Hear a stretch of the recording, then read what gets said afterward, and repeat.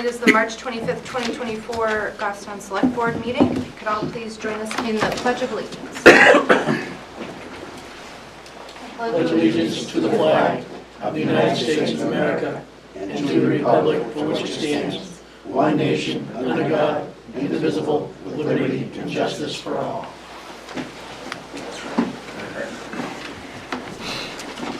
All right, so first up we have the acceptance of minutes from the 3/11/24 public and non-public. I make a motion to accept the 3/11/24 public and non-public minutes with corrections if need be. Second. Thank you. Motion by Mark, second by Peter. Any questions or comments or corrections? All in favor? Aye. I make a motion to accept the 3/18/24 public and non-public minutes with corrections if need be. Second. Motion by Mark, seconded by Jim. Any questions or comments, corrections? All in favor? Aye. Okay. And for announcements this evening, first up we have a reminder about dog licenses and renewals. This is a reminder to Goffstown dog owners. State law RSA 466:1 requires every owner of a dog 4 months old or older shall annually, on or before April 30th, license said dog for 1 year in the town in which the owner resides. We register dogs because keeping your dog's vaccination against rabies valid ensures public health safety in the event of a dog bite. We are often able to assist getting a lost dog home when the dog wears their Goffstown numbered dog license tag. You may register your dog's license in person during normal town clerk business hours, Monday through Friday, 8 a.m. to 4 p.m. You can also register your dog's license by mail or online at www.goffstownnh.gov. Additionally, I just wanted to commend our team that worked on Saturday night between the police department dispatchers, fire and police teams, and also our DPW team. They were out plowing and salting all day, dealing with downed trees, down wires, accidents, and dispatched 205 calls for service and answered 460 phone calls over the course of the storm. So I just wanted to commend everyone on a great job and thank you all for keeping us safe, because there was definitely a lot going on Saturday night. So thank you all for that.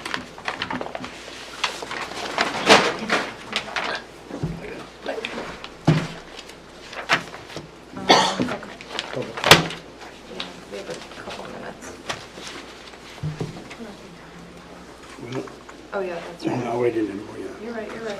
Just to have it. So next up, we'll open it up for public comment. Is there anyone here who wishes to speak for public comment? Okay, seeing none, we will close public comment. Up on the list for select board, new business. First, we have the election of a chair. So I'll open it up now for any nominations for chair. Okay, I will do it then. I'm going to nominate Peter for chair. I'll second that. Okay. Any other nominations? Okay. Then we'll take a vote. All in favor? Aye. Any opposed? Abstain? I'll abstain, I wouldn't vote for myself. Okay, great. Thank you. All right. take it And the away. next thing is to appoint the vice chair, which would be, I would choose Kelly. If that's okay? If you're willing to do that. Sure. Sounds good. And the next is going to be the committee assignments. I think if you guys would all just send me a note of what you'd like to be on, and till our next meeting, we'll stay on what we're doing. Yep. Is that okay with everybody? Yep. Can I ask you a question? Go ahead. The joint loss safety, is that still meeting quarterly? Yes. Okay, thank you.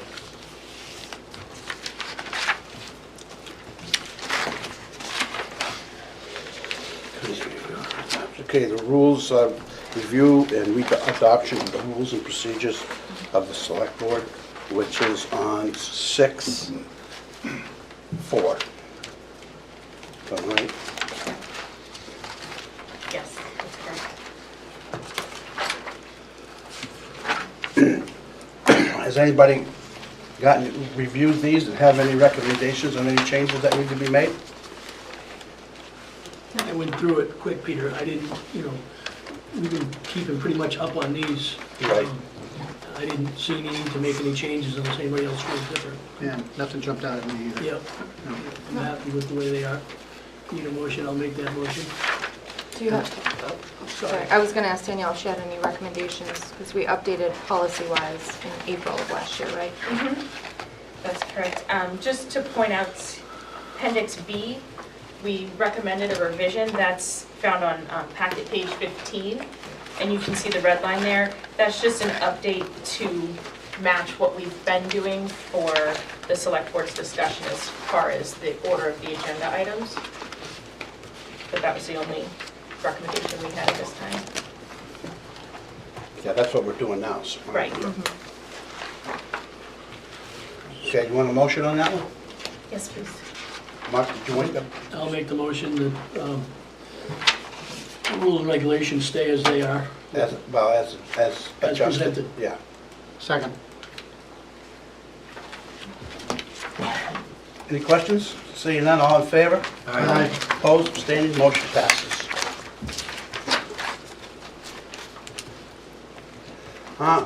Fire chief, you're up next. And that's number 7 Tab in the seven. back.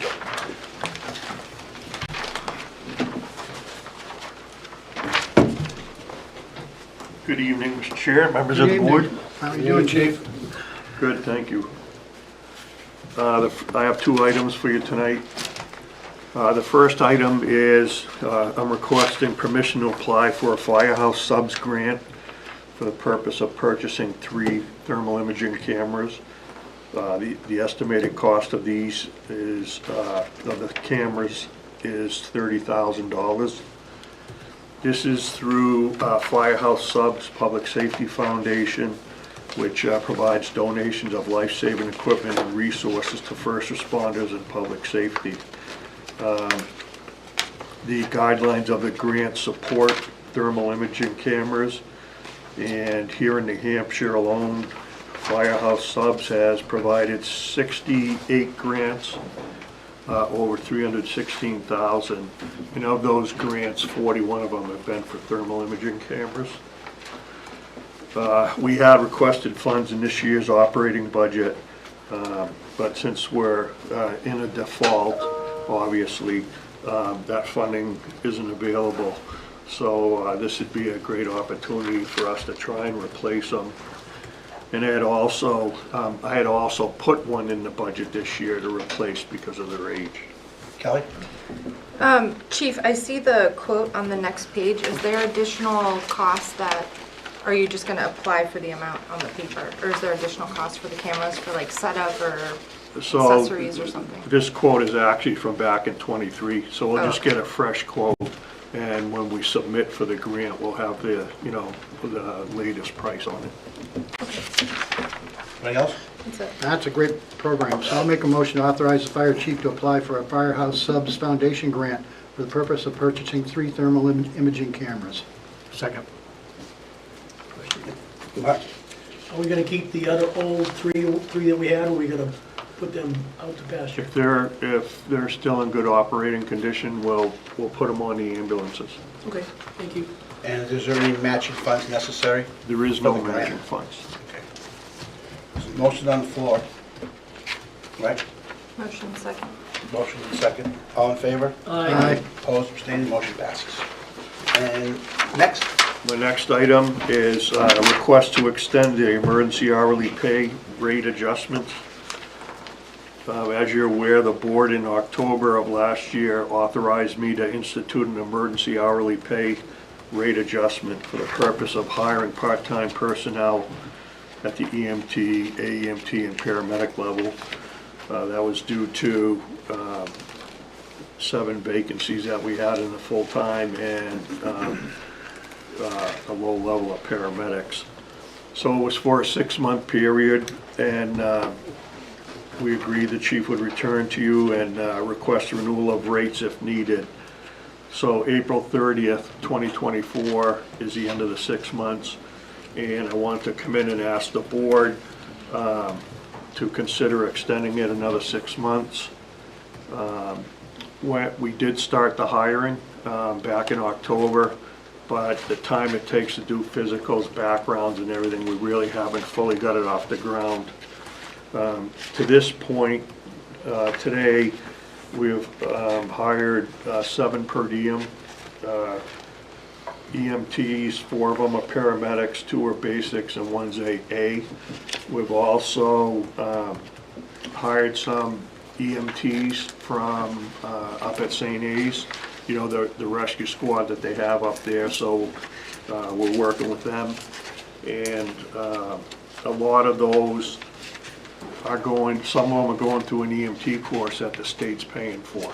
So I'd like to continue this for 6 more months. I would come back again, you know, to give you a report on it, on whether we need it or not. But our full-time staffing levels, I'm down to 2 vacancies from 7. And the per diem people that we do have is making a difference, you know, in supplementing the shifts. Okay. Chief, where's this gonna come from, the revolving fund? Yep, so that would come from the EMS revolving fund, which wouldn't further hurt the, you know, the operating budget. Danielle, is any of these positions subject to July 1st increases? No. No, okay. Anybody else? Motion? I'll make a motion to reinstate the fire chief to extend the emergency hourly pay rate adjustments as detailed in this letter, for the purpose of hiring of per diem personnel and the EMTB, EMTA, and paramedic level of certifications to provide supplement staffing for emergency operations in the Goffstown Fire Department due to several positions that are currently vacant within the Goffstown Fire Department. The extension of this authorization will be in effect within, until November 3rd, 2024. Second. Kelly, second. Motion by Mark, second by Kelly. It was a draw. Anybody else have questions? Before, gentlemen. All in favor? Aye. Opposed? Motion passes. And Mr. Chairman, if I just may quickly take advantage of sitting up here, I too would echo Selectman Boyer's comments about the job the firefighters and police did this weekend. This was a storm that, one of those storms that I thought was going to be somewhat normal and really took a turn for the worst. However, we did a lot better than New Boston and Ware, who are still have thousands, you know, out of power. As of late this afternoon, I think we were down to 59 people with power outages from over 600. So. Yeah, you guys did a great job, thank you. Adam?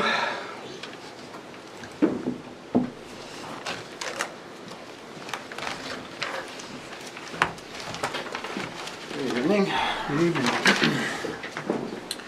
Okay, sorry about the light memo. I fell ill after our meeting last week, so I believe you've got the bid tabs in your packet, section 8. Page 25. Up first, we opened a few bids last week, aggregate crushing, road resurfacing, and on-call engineering and surveying. Tonight I have recommendations for you for the first 2. It's going to take us a bit because of the process we need to use for the qualifications-based selection on the on-call engineering and surveying. As you see in your packets, we had 4 bidders for the aggregate crushing, and that would be for a 3-year term. Although we had a low bidder in year 1, that was not the low bidder for years 2 and 3. You'll see overall at the cost of a 3-year agreement, the low bidder would be Custom Crushing of Meredith, New Hampshire, so I'd like to recommend award aggregate crushing for the 3-year contract for 24 and beyond to Custom Crushing of Meredith, New Hampshire. Adam, is there any difference in the type of crushing they're doing? This is like all the same across the board? That's right. We have, we have them crush the gravel to meet state spec, and then Right. we have it tested. No, it's just So it's kind of like. looking at the result. range of it, I don't. Yeah.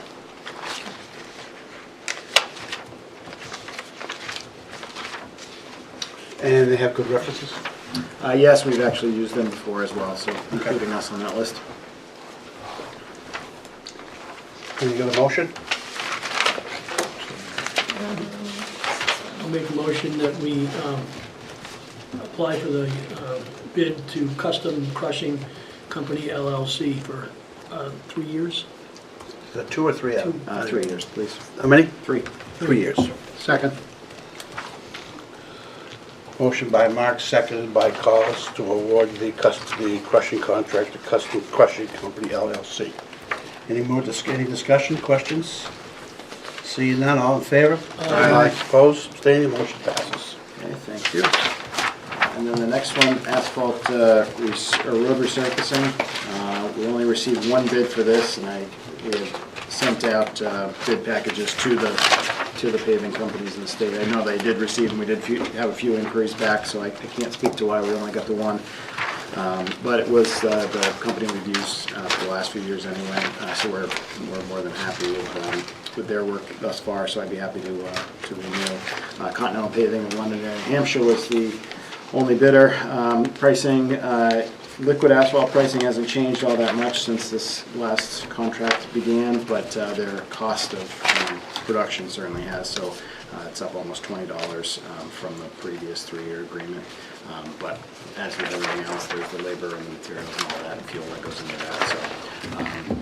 So we're satisfied with their work in the past, and we'd like to recommend awards to Continental Paving of Londonderry, New Hampshire for the next 3 years. Question I have is, this is just the paving contract, right? It doesn't include any construction, because I know we kind of did use them a lot for construction last year. So we had asked in the bid for some itemized unit costs. I think, I'm not positive if it's in your packet, but our RFP, we had wear and course, binder course, milling, reclamation, adjusting manholes, sewer, both sewer and stormwater, sidewalk paving. We did ask for a daily rate for excavation, drainage crew, hand-place asphalt, shouldering in case we need it. We do have shouldering machines of our own, but we want them to use it. Cape Cod berm, and then trench patch for smaller one-off type things. But right now, we have no contracted projects planned, certainly for this year. Most importantly, with the default budget, I can't afford it anyway, but if there's going to be any contracting in future years, we come to the board at the beginning of the year with a road plan and include that. And how much have you have encumbered to finish off a project? So Continental, I think it's in the high 6s to finish the Holly Street drainage reclamation and berming, curbing project, so. That's at the old price, right? That's at the old price. Right. Yep, so we'll see one when they finish that, and then the rest will be under the new ton rate. Anybody else got questions? The motion? Go ahead. So we have a project that supposedly scheduled to start on Albert Street. How will this price of asphalt, the raise in the asphalt, how will that affect the project? Will we still be able to continue with that project, or still too early? So Albert Street was a planned combination with Sewer. So Sewer has a project there to replace their line. Originally, we had hoped to be able to take part in that, have their contractor do some drainage work for us, and then combine forces to do a full overlay and then full top coat next year. With the new asphalt pricing, I'm already going to have to lock probably half of our prospective paving list between the default scenario. I don't want to run our road plan right to the hilt again, and then the new pricing. I let the sewer commissioners know we're not going to take part in their project this year. So they had gotten us a number Friday for the change order for the drainage alone. So the drainage plus the paving was gonna be 110,000, I think, and we just didn't have enough to make it into the program. So what's gonna happen there is they'll patch Albert Street. It's a pretty short street, but they'll patch as much as they need to for their disturbed area like they would for any other project, which will probably hold up, without any issues. It'll be under, the regular bond for the first year anyway. And then when DPW is ready to get into the Laurier Cross neighborhood, Rochambeau, Albert Street would be part of that project. We tap in some drainage and then resurface the whole thing. When will we see the road plan? Good question. It was supposed to So, be, with the award tonight, with the change, I'll proceed with a finalized version. I would like permission to continue with the projects that were deferred from 2023, approved in 23 and still deferred, but I don't have the final number because I don't want to, with the new asphalt pricing, it's going to be a pretty drastic change to what we'd hope to do, so I don't want to put any streets out there that have no chance of making it. okay, I'll make a motion that we allow Continental Paving, Inc. the bid for asphalt paving at a price of $662.50 per ton. Second.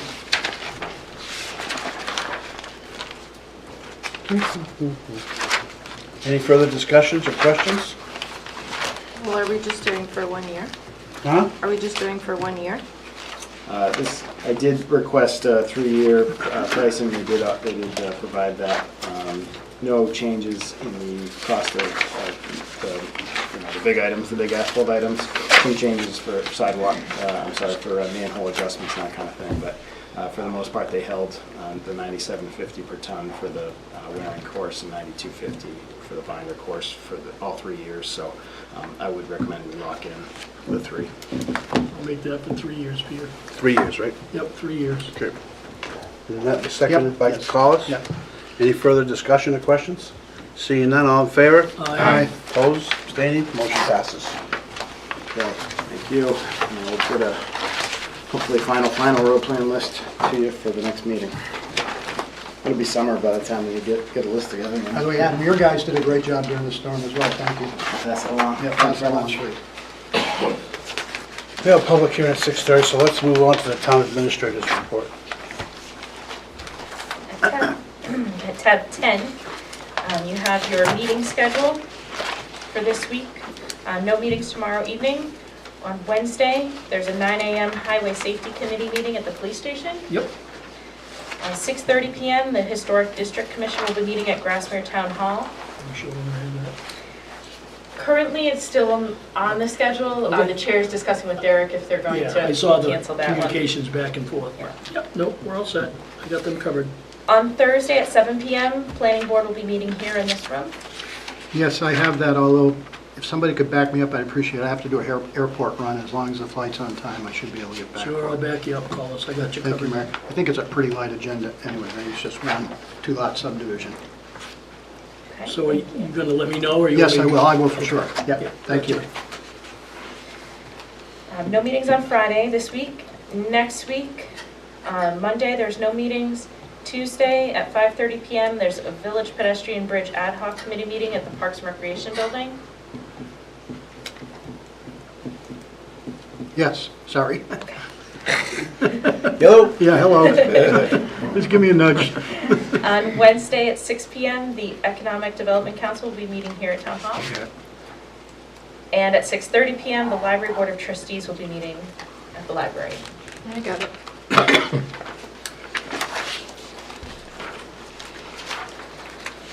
For the consent agenda this evening, we had employee status reports, a call, firefighter 2 AEMT new hire, per diem EMT new hire, there were 2 of those, per diem AEMT new hire, per diem paramedic new hire.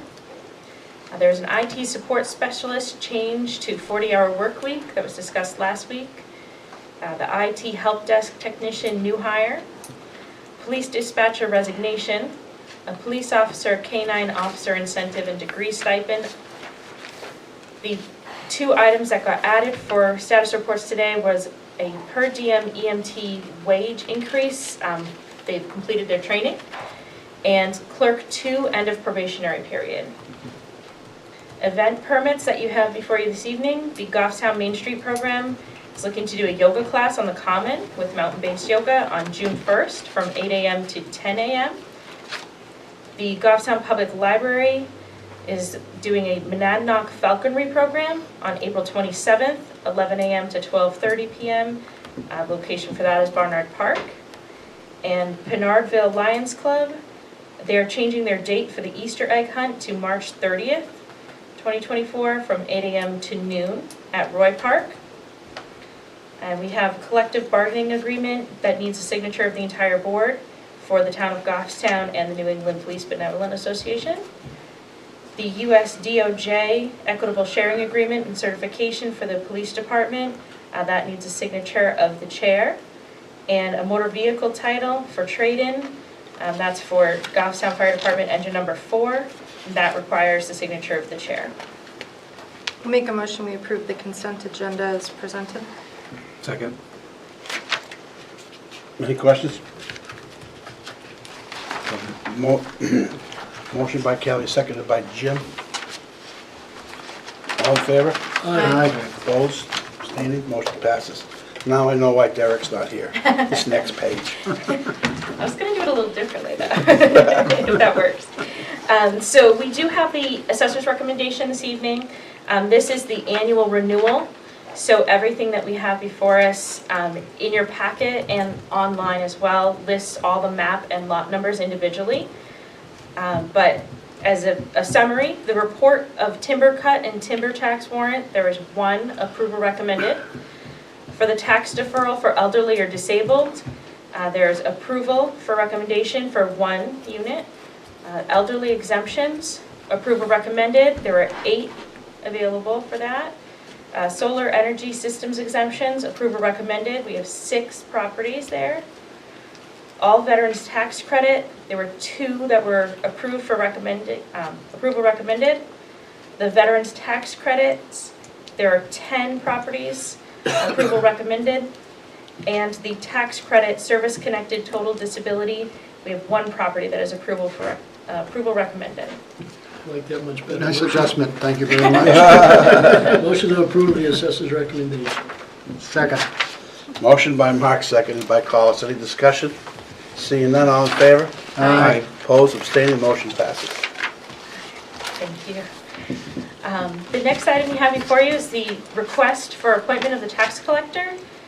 This is an annual appointment, so we're requesting that the select board make a reappointment for Stephanie Bodwin as our tax collector with a term expiring March 31st of 25. Make a motion to reappoint Stephanie Bodwin as a tax collector for a term expiring March 31st, 2025. Second.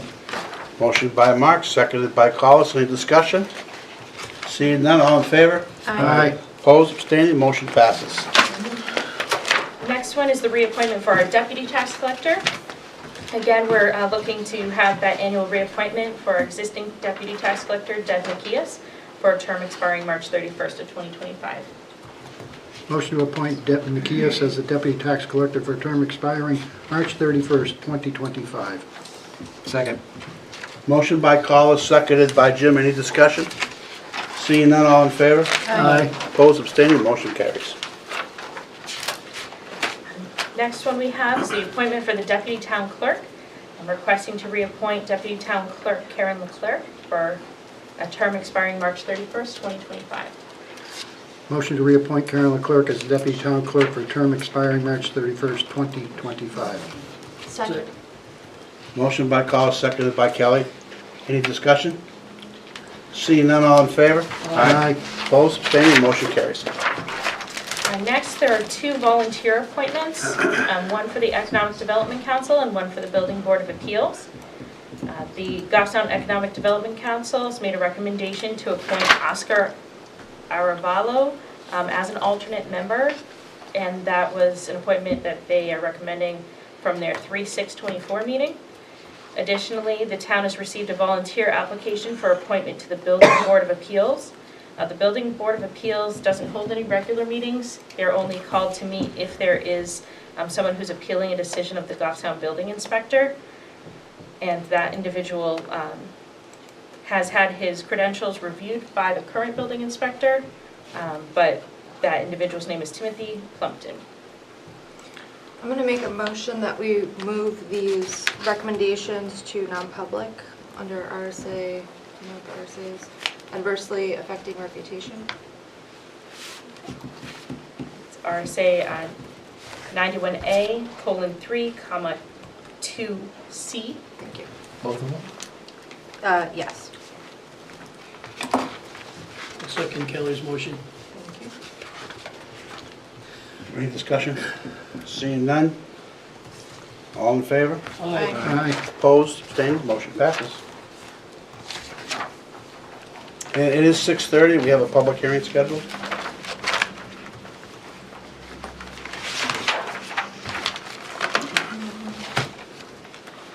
Tab 9. Gotta go back.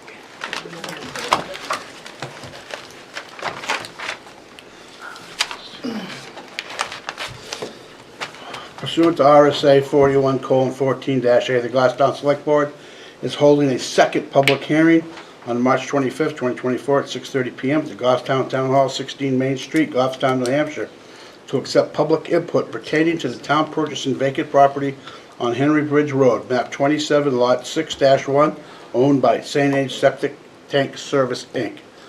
First required public hearing was held on March 11th, 2024.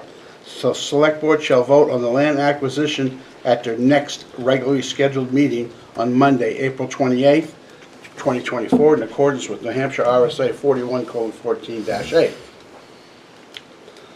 We have comments from planning. You want to read, should I read those? Okay. The planning board made the following comments in their meeting on 2/22/24, moved by Kimberly Peace, seconded by Colleen Mayotte. The planning board had no comments because they do not have the information, enough information to make an informed decision at this time. Vote 6 in favor, 1 abstained, 0 opposed, motion carried. They felt the review of the environmental site assessment is imperative before making any decisions. The Conservation Commission provided comments in their meeting on 3/19/24. Jane Raymond made a motion that the Conservation recommends against the Select Board purchasing property on Henry Bridge Road, map 27, lot 6-1, for the following reason: the property is mostly wetlands and is 100% in the floodplain. The Select provided Conservation Commission with no concrete plans for the use of the property. The steep banking abutting the town sports complex is comprised of single grain sands, and development of the lot could lead to significant erosion, deposit soils, and wetlands, or Harry Brook. The potential development of the lot poses ongoing threat to wetlands and Harry Brook. Andrew Chaplin seconded the motion. Vote 6-0-0. All in favor, motion carried. Billy Cunningham made a motion to recommend the Select Board require the property on Henry Bridge, map 27, lot 6, through purchasing or donation, and the property be managed by the Conservation Commission for the purpose of the property managed Conservation Commission for the purpose of restoring the wetlands on the property and protecting Harry Brook. Vote 6-0-0. I will now open the public hearing. Is there anybody here who'd like to speak? Andrew, they put your name in here wrong, Andrew? I'm not, I'm Oh. Andrew Cataract. That's what I thought. I don't know. I thought maybe we No, no, it's not. Andrew Cataract. That's the other Andrew. Oh, I'm confused with Andrew. We shouldn't allow that. Only one Andrew at a time. Andrew Cataract, 22 West Union, resident of Goffstown. So I did try to research this, so forgive me if this came up at another meeting on this. The public hearing that was held on Monday, March 11th, the minutes are not published and it wasn't recorded. So I don't know what transpired at that meeting. But I would recommend the Select Board not purchase this property. One, unless, you can, I don't know if it was discussed what the cost of this land was. I don't know that. But that would be something I think people should know, how much the town would be paying for it. The second would be, what's the benefit of this parcel to the town? It doesn't strike me as being a critical parcel, unless it's for conservation, as the Conservation Commission said, but I'm not sure what the benefit and how and what the town would use this for, so I don't know if that was discussed at the meeting on the 11th, because I was unable to read the minutes. And I do agree with the planning board that if the select board does choose it in the purchase and sales, you absolutely should get a Site 1 environmental study done on this. It was used, I believe, for commercial purposes prior, and it would be a wise thing to do. Going on to the Conservation Commission, all the reasons not to purchase it, I would agree. It's mostly in a wetland, it's on steep banking, there's a river that comes down the side. I'm not sure what the use of this parcel would be for the town unless it is to conserve this parcel. And so that is what I'd like to tell you. Thank you. Thank you. So just for the board's information, a Phase 1 environmental site assessment was done, but we didn't get the report until very, very recently. I mean, just days ago. And there was nothing Yeah, critical. Nothing turned up. Nothing turned up. Exactly. Of course, bear in mind, a Phase 1 site assessment report is merely a paper exercise. Okay, that's all it is. It doesn't do any on-site exploration or testing of any type whatsoever. It's merely a paper exercise. Can I go back up then? Sure. Then I would recommend a Phase 2.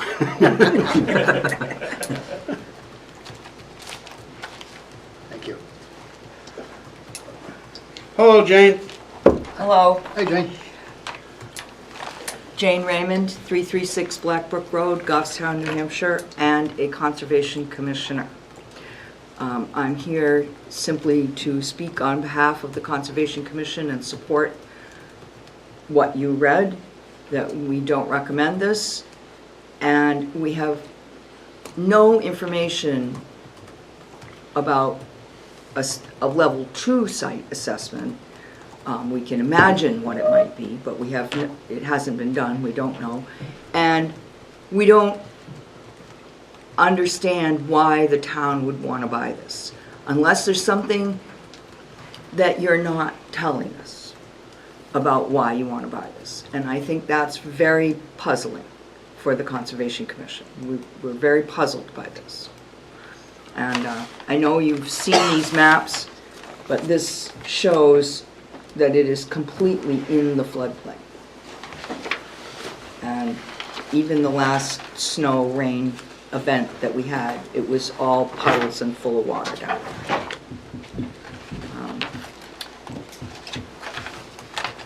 Thank you.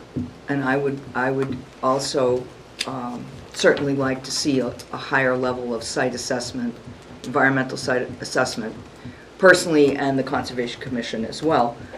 As Collis pointed out, we didn't really find out much from what that level 1 site assessment is.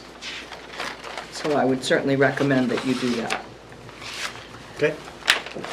Thank you. Anybody else?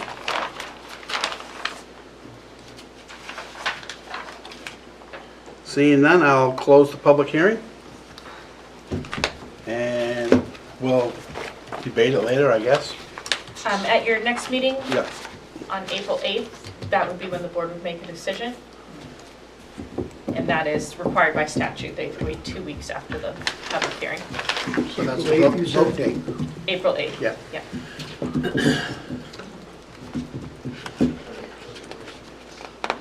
Can I ask Collins a question? But it's not a public hearing date. We're not going to be taking any additional Well, public. public hearing's done. Right. I just want to make sure people are clear on that. Right. Yeah. Collis, just so that I understand Phase 1 and Phase 2, I kind of got the picture for Phase 1, but what does Phase 2 encompass on that piece of property? What would they do? Do you Well, know? yeah, you have to go out for RFPs to get some environmental company to come in and propose what they were going to do with it. But typically, it would be geotechnical explorations. What's down there? They do borings, test pits, those sorts of things, to try and figure out what the site is comprised of. I think we all know, if you've driven by it, it's a very steep bank. Yep. It's almost all sands.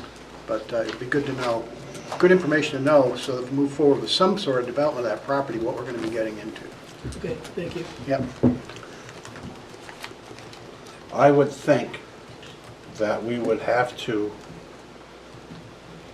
check with the town attorney on what the purchase and sales said. I was wondering that myself. Huh? I was wondering that.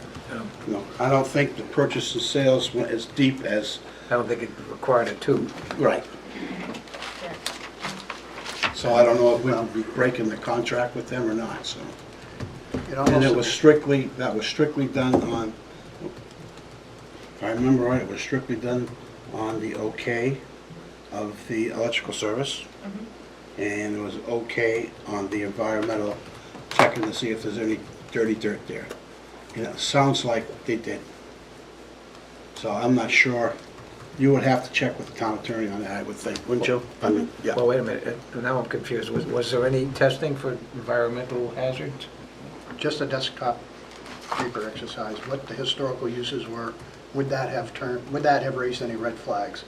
Like if there was a tannery operation, for So then, instance, they that was, probably didn't do any digging. no. Right. Okay. No. They did do a site walk, they were at the property, I know Yeah. that, but they didn't take any samples. But that's all it is literally a walk. And that's what a tool would do.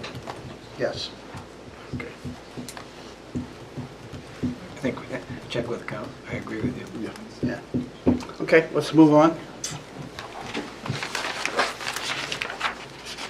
Okay. The last item we had on the town administrator's report was an update to the job description for the GTD coordinator. That was sent out to everyone by email, and you have a hard copy there in front of you. A lot of red line in there. There is a lot of redlining in there, but when you look at it, a lot of it just comes down to terminology. In the past, it was called the cable TV, but the proper name is really PEG access. So most of the terminology in there is just being updated to match what's used in the field today. We hope this will attract qualified candidates to the position. And the most substantive change that's included is an update to the supervision given. Back in 2016, when this was last updated, it really focused on volunteers, but we didn't have additional staff positions, and now we do. We have a full-time staff member, a part-time staff member, and a couple of per diem staff members. So this position of coordinator oversees those positions, and we wanted to make sure that that was captured in the job description correctly. And do we have that position now? I'm sorry, what was that? That position The effective? position, yes, is currently vacant. Right. So there's no change to pay or anything? No change to the pay scale or anything like that. It is a salaried position, so once the position is posted and interviews are gathered, we would have to come to the board before we can make any sort of conditional offers. Okay. I make a motion, we approve the PEG Access Coordinator job description updates as presented. Second. Motion by Kelly, seconded by Jim. Any further discussion? Seeing none, all in favor? Aye. Opposed, abstaining, motion passes. And now we're on to Selectmen Board discussion and Code of Conduct. Did we come up with any examples of that? What you have before you is tab 11A. So we've provided a history, a little bit of a background on our current code of conduct. You can see it was originally updated in 2007, and now you've got a few changes along the way, and references to the RSAs have been updated, but there hasn't been any major changes to that policy. At this point, we're looking for some direction from the board. Would you like to go in the direction of a code of conduct or prefer perhaps a code of ethics policy? Would you like to have different variations for elected versus appointed personnel? Is this something where you'd like to review the policy itself or perhaps change to a committee for reviewing these types of issues? So we're just, in order to bring back some examples, we're looking for kind of which direction the board would like to go with this process. And then the second question we had as well related to this is, does the board want to formalize the complaint process? Currently, we don't have a formal policy process in place. So if somebody makes a complaint they could do so anonymously. Some towns we've seen actually have a form that has to be filled out, and they have to sign an affidavit to the town clerk swearing to the allegations, and then it is part of the process that those allegations will be shared with that official that's being complained about. So we're wondering if that's something the board would like to consider as well. There's a lot to consider right there. It is. Well, I'll tackle the latter first. I think we absolutely ought to have a more formal process for complaints, filing them, how they're handled, and how they're resolved. I don't know what that looks like, but that's for a future discussion. I agree, but you gotta know what you're making a form on, what the Yep. complaints are, Yep. what constitute a. And Go ahead. Appendix A has certain, if there's certain violations, they go to court and things like that. And so I think we have to, somebody's got to look at that stuff to make sure if we're going to do some kind of complaint process that it doesn't conflict with statutes as they're written. And the statutes don't cover all the potential violations of our, so, it seems like a lot of work. You gotta look through to make sure that it jives with state statute, and do we want to get in the business of administrative hearings here with this stuff, That's, I guess that's a board decision we gotta figure out. Or just leave it like it is and let the, So I think as far as the complaint process, the way I kind of envision that would, if we were going to go to a formal process on the form, we would include a section that indicates if an RSA has jurisdiction over a specific position, and we could put on the form that, if you check this box, if it's related to this specific position, here's the process, and kind of refer them to if there's a specific court process involved. But I think the idea of going to a formal process helps us document when those come in. It becomes part of the public record, so the town clerk is maintaining that. And it can hopefully make sure that the complaints that come in are more specific, so that we can actually respond to them if necessary, if applicable to our policy, and give us a direction on how to proceed. Right now, it's kind of informal, so sometimes they come by email, they go to different personnel. People aren't sure if they email a department head or a staff liaison, or does it come to the TA's office? So, I think having a formal process would help to guide the public if they do have something that they feel rises to that level. But as far as what the policy would or should become, that's a different discussion. So I think the start is, as soon as I call us, come up with a form. And then the second thing, that form is filled out, name, much information like RSA, if they know it or not. And then that form goes to the Catherine.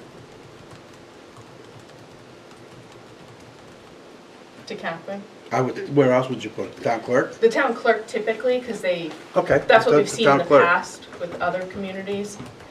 We've reached out to some other communities and asked them kind of, what do you do? What's working, what's not working, to get a better feel for what else is being done in New Hampshire. Well, that gets things started anyway. And then from there, we'd have to work out the process of what happens, because we talked about letting the person who the complaint is filed against know that there's a complaint against them.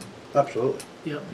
And I agree, if we cite the specific RSAs and we can stand behind RSAs, that's a good place to be. Now, Municipal Resources, our company we use in Concord, would they be able to help us get started with this? We can definitely reach out to NHMA and ask Yeah. for advice if we have specific I questions. think that would answer a lot of our questions over there. Okay, so for the start, we're going to come up with a form, Mm-hmm. and we're going to designate the town clerk to receive it. Okay. That'll get us started. And on that form, we can even indicate that, there's a spot on the form that tells the individual that a copy will be remitted to the official. Right. So that way they're aware of that as well. Wait a minute, did you say town clerk?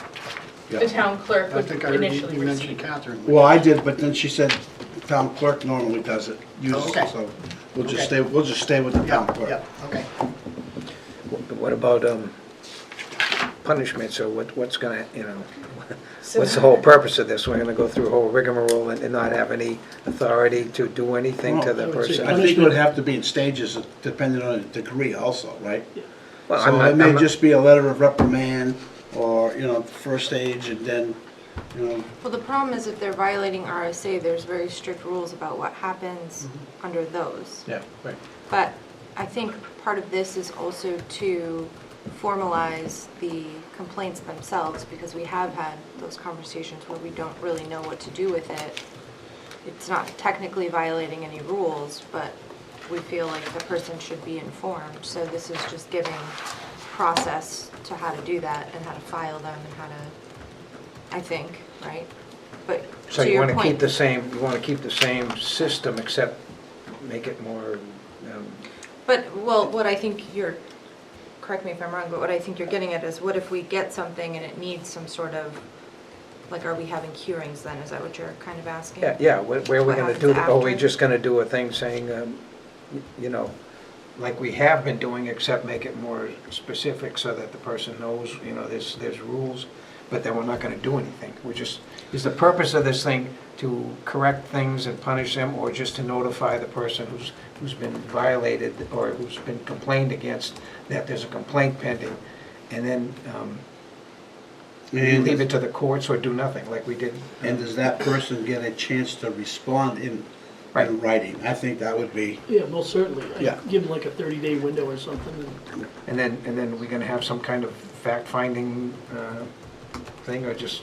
I think that should reside with the select board on a case-by-case basis. But I think we should have some kind of system in place so that people know, if I file a complaint, this is what's gonna happen. The select board's gonna know about it, so they can make decisions about, do I wanna get into all this, and I'm gonna have to, people should just know what they're getting into if they file something, so they're not doing frivolous things, and, it's not gonna stop frivolous things, but it certainly, you should just know what you're getting into, and that there, and people who work for the town know that there may be repercussions to things that if they violate. And that we want to support. Right, and it's kind of just mushy now, it's just up in the air, so. all right, so we'll start with those two. We'll start with Couple of the those items. form, and we'll get something drafted, and then the form will still point back to the existing policy, so as we continue discussions, if the board wants to make changes to the policy itself. And I'd also like to know if like the planning board is responsible for handling issues to the planning board, or if it all come, I know they're like autonomous from us when it comes to that kind of stuff. I think there's one of the And the statutes were library attached to board. their, Same thing with the library. Mhm. Yeah. Anything else on that subject? Let's move on to old business. First two items, we all know what's going on with that. Caller she'll be there at the meeting. Fire engine number 3, got a broken leaf spring. How long's that out? 2 weeks. Okay, I'm putting that down here. Is it over at Donovan's, or are we doing the job? It's gotta go to Donovan's. Okay. And then, got another truck out, 331, out of service at ATG Manchester for sale and other items. And then, 10-wheel dump truck out of service, minor system leaks and electrical troubleshooting, 1 week. Anybody got questions on that? Okay. I think that concludes our agenda. Is there anybody here for public comment? Seeing none, we'll close public comment. I'll take a motion. I'll make a motion, we go in non-public session, RSA 91A:3, 2, if necessary. So that'll be A for compensation, A for compensation. C for adversely affecting your reputation, and E litigation. Excellent. And that'll conclude tonight's public portion of the Select Board meeting for March 25th. What's